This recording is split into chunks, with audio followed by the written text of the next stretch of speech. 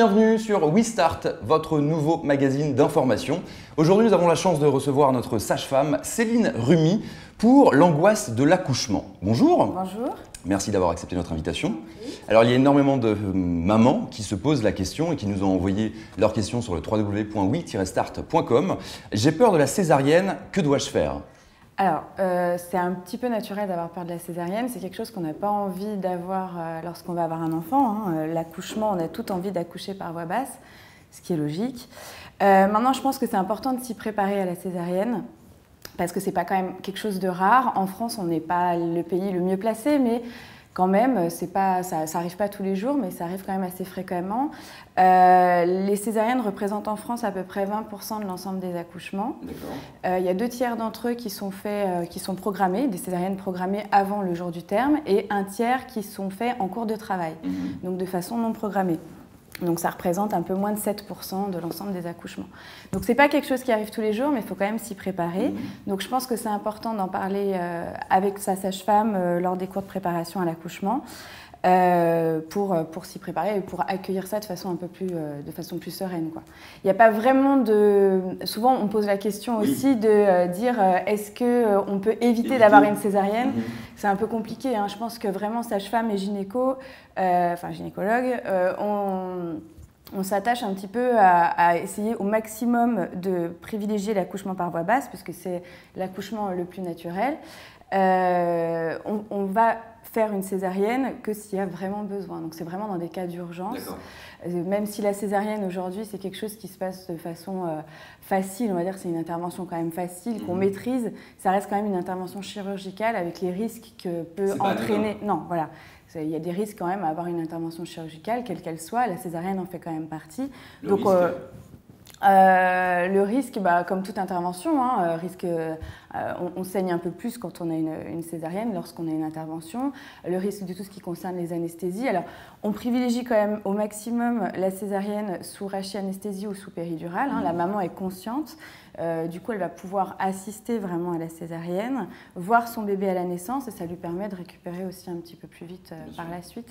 Mais pour les cas des césariennes non programmées, parce qu'il y a quand même des cas assez fréquents pour lesquels on le fait en cours de travail. Le premier, le plus fréquent, c'est une anomalie du rythme cardiaque du bébé. Donc ça peut arriver. C'est pour ça que chaque femme qui rentre en travail, lors de tout le travail, avant la poussée de l'accouchement, on met en place un monitoring pour enregistrer le cœur du bébé avec les contractions. Ce qui peut arriver, c'est que l'enfant ralentisse son rythme cardiaque au cours de l'accouchement. Donc ça peut arriver.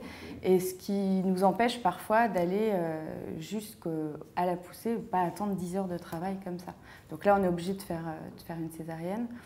C'est le cas le plus fréquent, je crois, vraiment des césariennes non programmées. Après, il y a d'autres cas, bien sûr, un arrêt de l'ouverture du col, une stagnation de la dilatation, alors qu'il y a toujours des contractions. Alors ça, on ne sait pas trop les causes.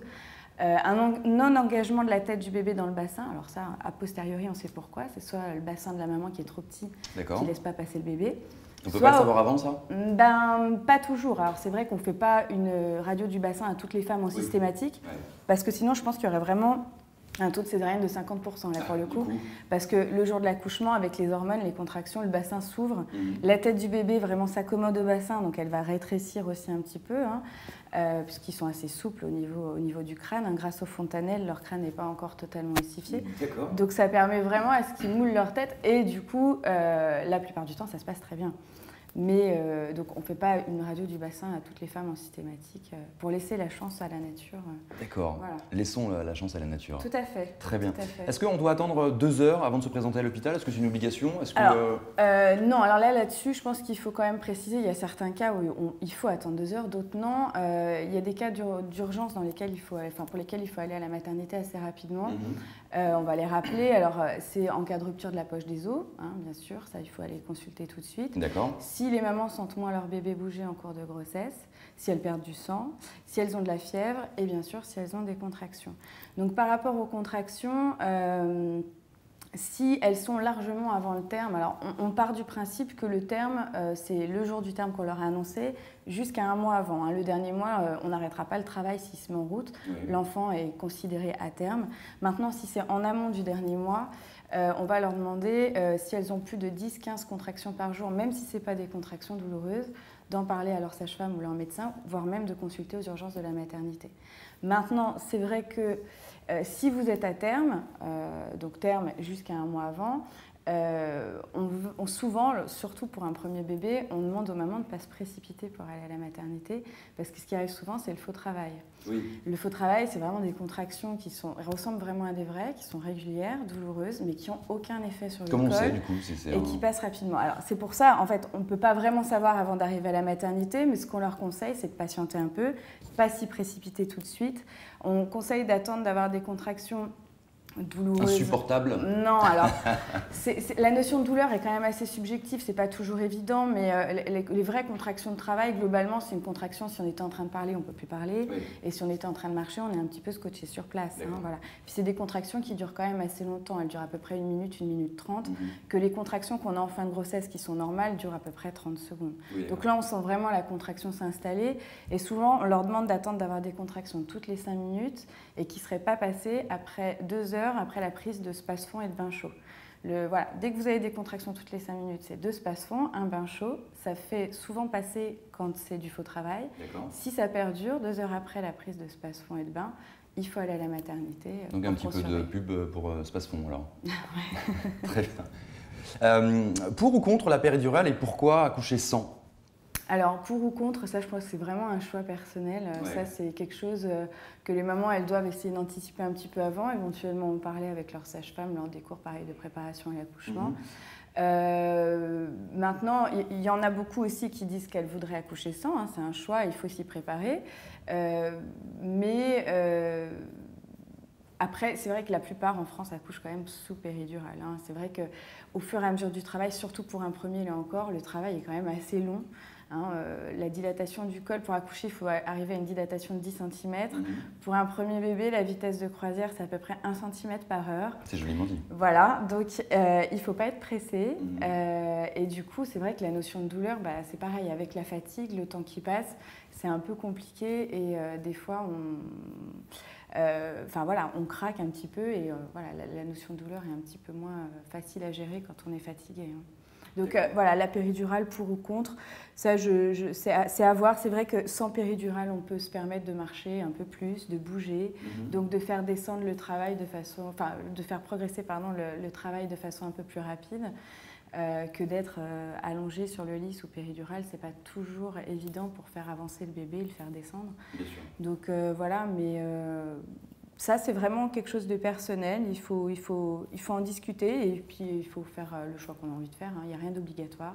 Oui, bien sûr. Voilà, c'est pas parce que vous prenez la péridurale que vous n'êtes pas capable d'accoucher. Loin de là. Aujourd'hui, ça existe. Elles sont mieux dosées qu'avant, hein, quand même. Globalement, on sent quand même les choses. Ça permet de ne pas avoir mal, mais de ressentir les choses. Après, on peut vraiment aussi accompagner les mamans à accoucher sans, hein, si c'est vraiment un choix. D'accord. Et voilà. Très bien, dernière question qui a été posée sur notre site. J'ai peur que mon enfant s'étouffe lors de la sortie. Alors, ce n'est pas vraiment une question, c'est plutôt une affirmation, mais qu'est-ce qu'on pourrait dire à ça ? Alors, lors de la sortie, déjà, c'est très rapide, hein. Au niveau de la sortie, vraiment de l'accouchement, au moment où la tête est sortie, une fois que la tête est sortie, il faut savoir qu'au bout d'une poussée, donc on va dire, allez, au grand maximum, c'est 5 à 6 secondes après la sortie de la tête, l'enfant est dehors. Hein. Donc il n'y a pas de raison qu'il s'étouffe. Il n'y a jamais eu de non, alors ce qui peut arriver éventuellement, c'est qu'une fois que la tête est sortie, comme le liquide amniotique continue à couler, c'est que si l'enfant fait sa première inspiration à ce moment-là, il avale un petit peu de liquide amniotique. Comme j'ai dit, la dernière poussée est très rapide, donc tout de suite l'enfant est posé sur le ventre de sa mère.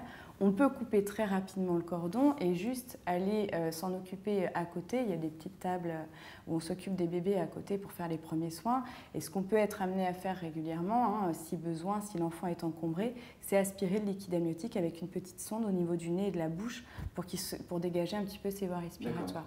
Ça arrive quand même de façon très exceptionnelle. C'est pris en charge très rapidement.